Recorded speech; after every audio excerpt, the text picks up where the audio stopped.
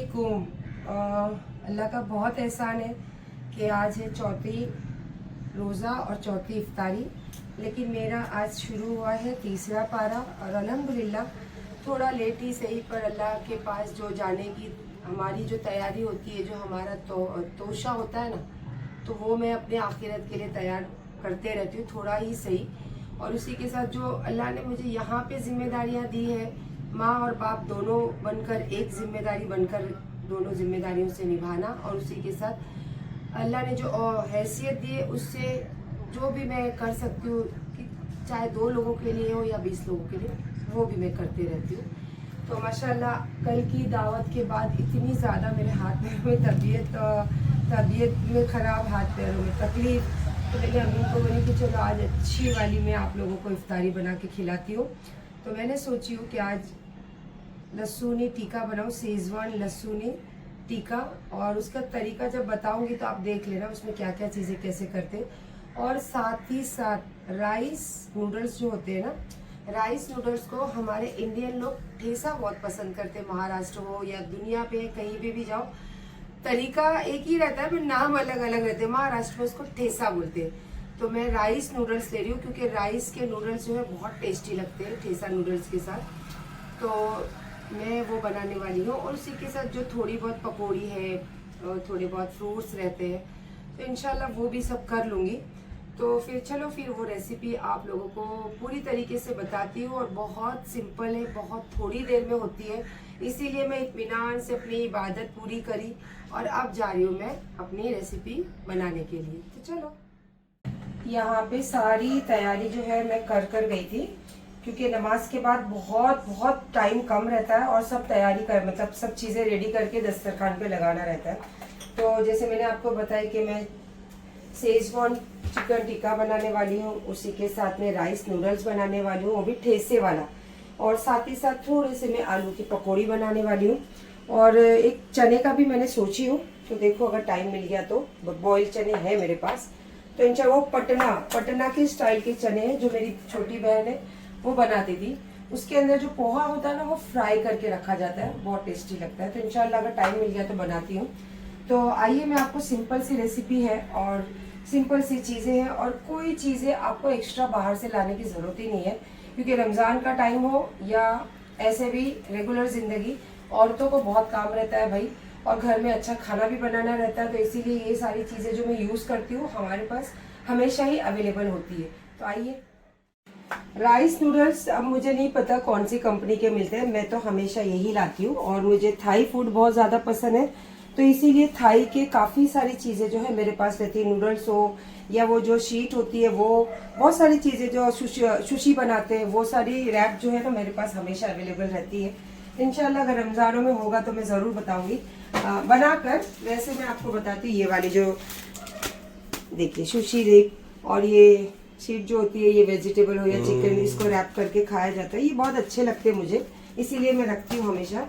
अब जैसे मैं बताइए आपको राइस नूडल्स, तो राइस नूडल्स को मैंने बॉईल करके बिल्कुल भी ठंडे पानी में नल के नीचे धो के जो उसका स्टार्च होता है ना, वो पूरी तरीके से निकाल देना है, और एकदम रेडी, हल्का भी कच्चा नहीं रखना है, रेडी करके इसको छोड़ देना है। और इसमें देख रहे हो मैं कोई भी अभी ऑयल नहीं डाली हूँ, अगर ऑयल डालते हैं तो वो स्टिकी नहीं होता है, अभी फिलहाल तो ये स्टिकी है।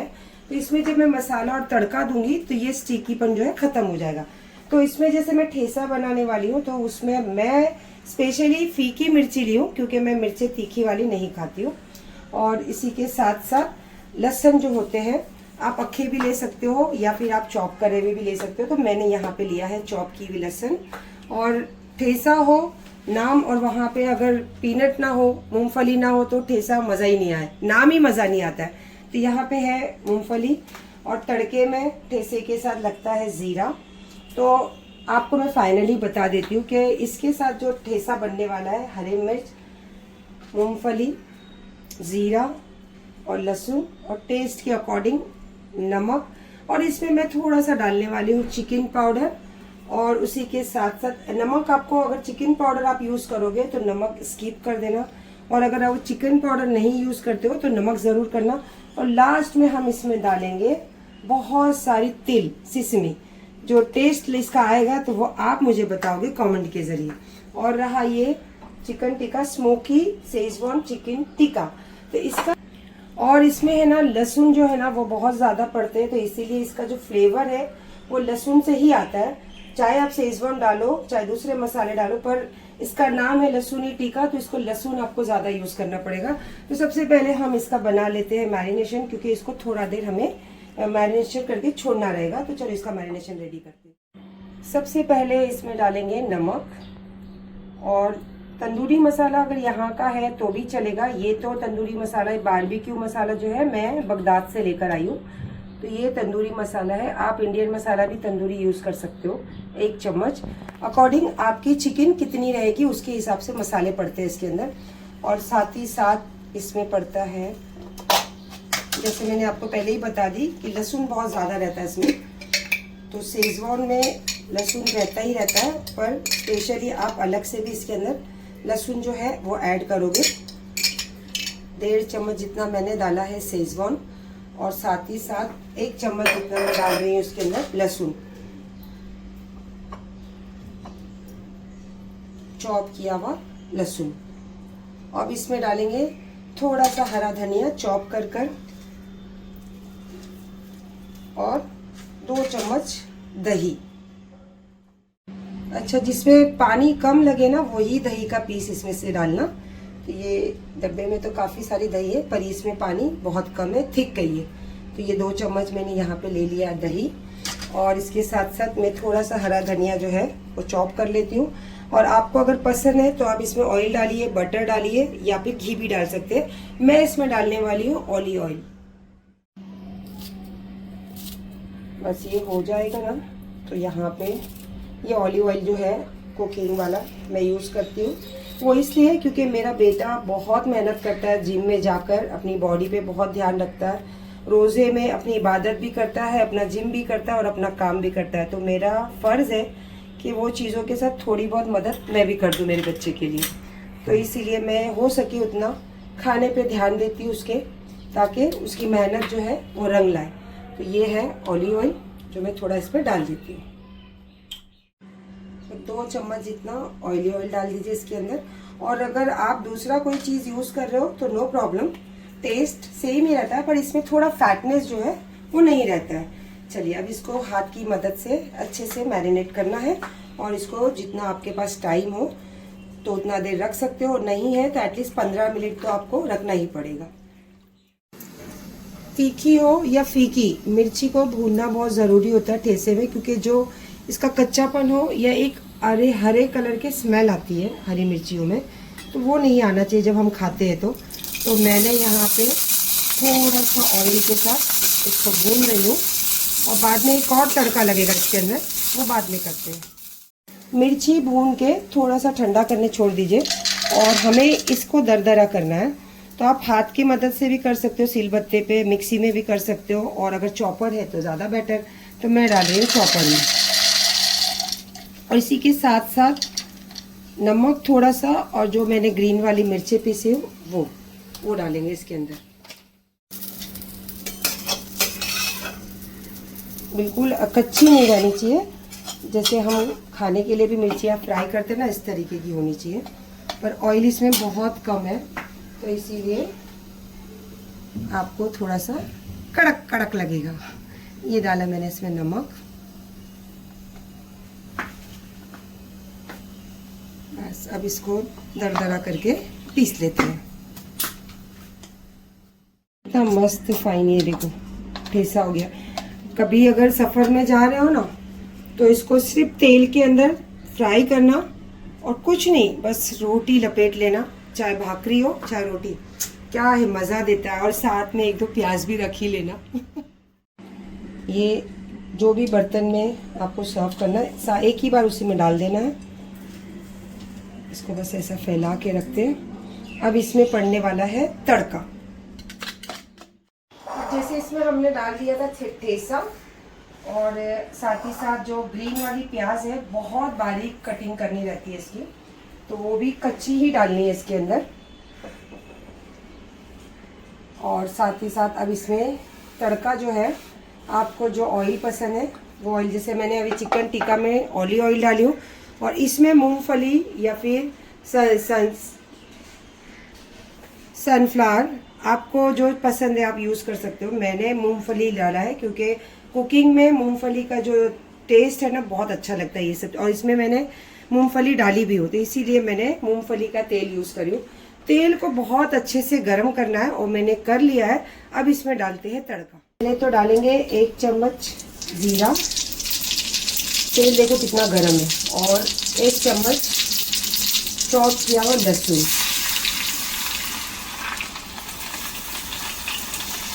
और ऑयल इतना गर्म है कि लहसुन जो है सिर्फ सॉफ्ट करना है इसका,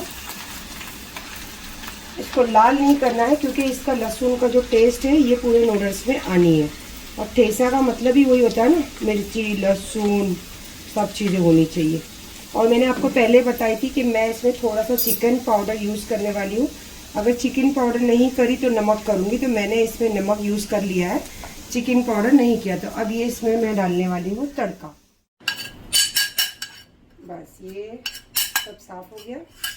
अब हाथ तो अभी हम इसमें लगा नहीं सकते, गरम गरम ऑयल डालें तो कांटे की मदद से हो या फिर आपको जिससे कंफर्टेबल लगे उसकी मदद से बस इसको सब चीज़ों में मिक्स करना है, ताकि ये ठेसा, ये ग्रीन प्याज और जो अभी हमने इसमें डाला है तड़का वो सब मिक्स हो जाए। और जब इसको सब करके हो जाएगा तब इसमें हम ऊपर से डालेंगे बहुत सारी तिल। ये देखिए इस तरीके से पूरा मसाले जो है नूडल्स पे लग जाने चाहिए। और राइस नूडल्स इसलिए लेती हूँ, आप अगर बनाओगे तो राइस नूडल्स ही लेना ढूंढकर, क्योंकि जब हम ठेसा बनाते हैं तो चावल की भाकरी हो या रोटी उसके साथ ही टेस्ट लगता है, तो इसीलिए राइस नूडल्स के साथ ये ज़्यादा टेस्ट आएगा। और लास्ट में इसमें तिल जो है वो बहुत बहुत टेस्ट का काम करती है। तो बस ये थोड़ा सा तिल डाल दीजिए और तिल को थोड़ा सा भून लेना ताकि उसके अंदर जो क्रंचीपन है ना वो आपको खाते वक्त महसूस हो। तो ये हो गए मेरे ठेसे वाले राइस नूडल्स। क्योंकि ऑलरेडी हमने ऑयल डाला था चिकन टिक्का में, तो इसको थोड़ा सा खाली ग्रीस करना है ताकि चिपके नहीं जब हम इसके अंदर डालेंगे। वैसे माइक्रोवेव में आप बना सकते हो चिकन टिक्का, या फिर आपके पास बारबेक्यू हो तो बारबेक्यू में भी बना सकते हो, लेकिन मैं बना रही हूँ यहाँ पे पैन में, क्योंकि बहुत सारे जो मेरी बहनें हैं वो मुझे देखते हैं बहुत दूर दूर छोटे छोटे गांव से, तो मैं चाहती हूँ कि ये चीज़ें वो गांव में भी बनाकर खाए। तो इसीलिए मैं आपको बिल्कुल देसी तरीका जो हम घर पे बना सकते हैं, ये वहाँ पे मैंने रख दिया है चिकन टिक्का, और साथ ही साथ ऑयल गर्म होने के लिए, क्योंकि मुझे पकोड़े भी तलने हैं।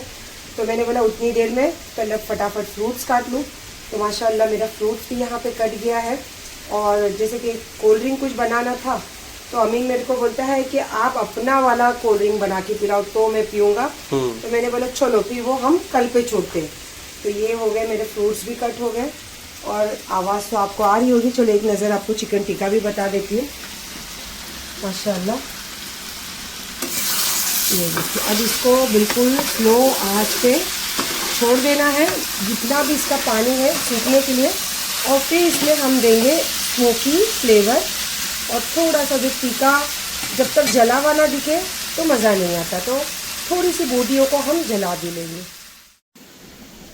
अब हम 2 ही जन हैं, और ये उसमें भी मेरा बेटा जो है ये नहीं खाना पसंद करता, क्योंकि इसमें आलू है बेसन है, पर मुझे बहुत ज़्यादा पसंद है, तो इसीलिए मैं थोड़े से बना रही हूँ। और जो प्लेट बाहर भेजने के लिए बनाती हूँ तो उसमें थोड़े से रख दूंगी। माशाल्लाह बिस्मिल्लाह, इतना इजी काम होता है देखो। माशाल्लाह अब ये चिकन टिक्का बिल्कुल पक गया है। अब थोड़ा सा इसमें स्मोकी फ्लेवर डालना है, तो ये डाला मैंने बटर कोयले के ऊपर, और ये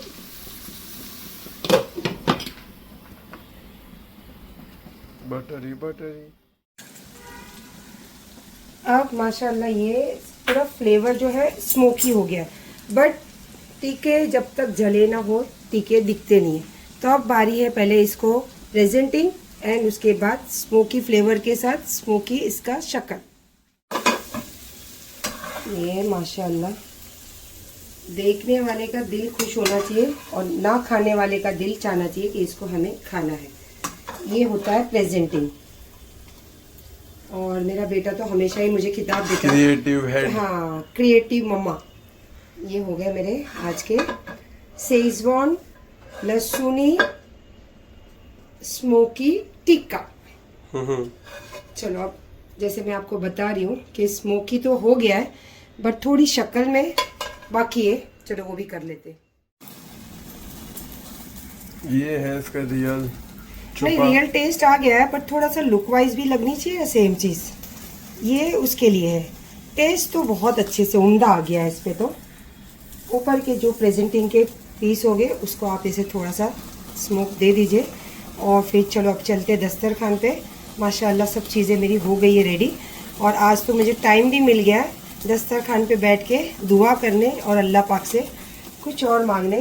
वैसे तो सब कुछ दिया है मेरे अल्लाह ने मुझे। ये आगाज़ होता है मेरे दस्तरखान सजाने का। और अल्हम्दुलिल्लाह सब चीज़ें रेडी हो गई, चाय रख कर आई। अब मैं मेरा दस्तरखान लगाती हूँ। इंशाल्लाह फिर आप दुआ में जब मैं बैठूंगी तो आप भी शामिल हो जाते हो ना जब मेरा ब्लॉग देखते हो। तो ये छोटा सा मेरा दस्तरखान। और माशाल्लाह अभी अली का भी मैसेज देखा मैंने, उसका भी मैसेज आया था। और ये मेरे लिए और अमीन के लिए मैं बनाती हूँ, पर मैंने अपने लिए चाय रख कर आई। मैं तो पीने वाली हूँ चाय। और मेरे माशाल्लाह लिए जो भी निकाल दो। रेसिपी है बहुत बहुत टेस्टी और बहुत सिंपल रेसिपी है। और रमज़ान स्पेशल है क्योंकि सारा दिन हम भूखे रहते हैं, तो हमें ऑयल हो या मसाले बहुत ध्यान रख के खाना चाहिए, क्योंकि हमें पूरा महीना, एक महीना जो है वो फास्टिंग भी रखना रहता है और इबादत भी करनी रहती है। और साथ ही साथ घर की जिम्मेदारियां हो या जॉब का काम हो या बिजनेस, वो भी निभाना रहता है। तो इसीलिए अपना ख्याल रखिए, हेल्थ का हो या फिर अपने पेट का। बस यही सब छोटी सी चीज़ों के साथ, ये रेसिपी के साथ आज का चौथा रोज़ा आप सबको मुबारक। इंशाल्लाह दुआ कीजिए कि फिर एक अच्छी रेसिपी जल्दी आपके साथ शेयर करूँ। अल्लाह हाफिज़।